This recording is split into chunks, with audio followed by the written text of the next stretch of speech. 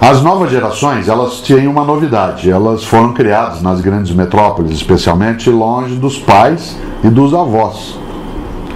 Uma das coisas que mais faz mal hoje para as gerações que estão entrando no mercado de trabalho é o distanciamento da família na sua convivência. Pode parecer estranho, mas avô e avó, tio e tia, sempre foram decisivos. Porque, por exemplo, na casa da avó podia tudo menos o que ela proibia. Parece contraditório, mas é verdade. Podia tudo menos o que ela proibia. E ela proibia. Ela dizia, isso pode, isso você não vai fazer. Havia uma certa noção de autoridade que não colidia, tal como colidia com os pais, porque estavam ali no dia a dia. Pedro Mandelli e eu lançamos um livro em 2011 chamado Vida e Carreira, um equilíbrio possível, em que a gente fala das novas gerações e ele diz uma coisa que é muito importante. Ele diz, os jovens hoje das novas gerações chegam na empresa mal educados. Ele não chega mal escolarizado, ele chega mal educado. Ele não tem noção de hierarquia, não tem paciência para processo e não tem muita persistência em relação a algumas coisas. Não é uma vítima, dele mesmo.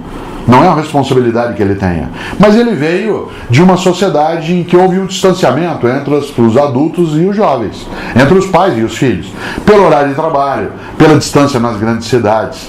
Portanto, esse jovem chega com dificuldade para ser educado nas relações. E aí eu estou falando de boa educação mesmo, não estou falando de escolarização. A empresa está tendo, diz o Mandelli com toda razão, está tendo que educar os que chegam. Educar significa ensinar para ele noções de hierarquia e para ele entender que a autoridade não é autoritarismo. Entender, e isso digo eu sempre, que desejo não é direito. Não é só porque eu quero que eu tenho direito. Que existe a necessidade de se compor um tempo de paciência, que é preciso ter paciência. Paciência não é lerdeza. Paciência é a capacidade de deixar maturar alguns processos. Por isso, sim, as novas gerações, os que têm menos de 30 anos de idade, eles são nativos digitais. E, portanto, eles estão habituados a um mundo em que faz parte do cotidiano dele a mobilidade, a instantaneidade, a simultaneidade e a velocidade.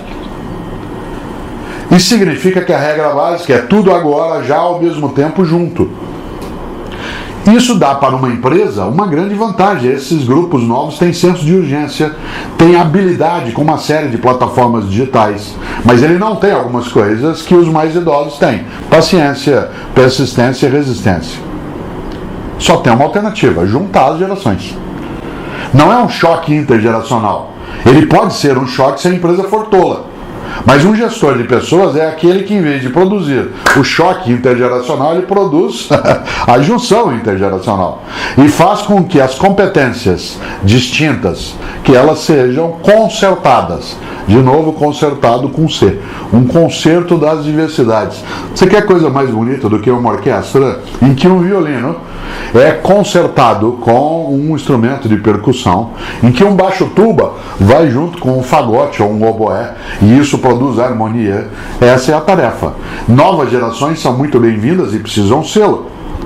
Elas têm suas características que têm que ser entendidas e, se discordantes, modificadas. Mas eles não chegam, os jovens, sem nada saber. Eles têm imensas habilidades, têm várias capacidades, e se nós, mais idosos, fomos capazes de fazer essa junção, esse mutirão, de competências, ninguém perde.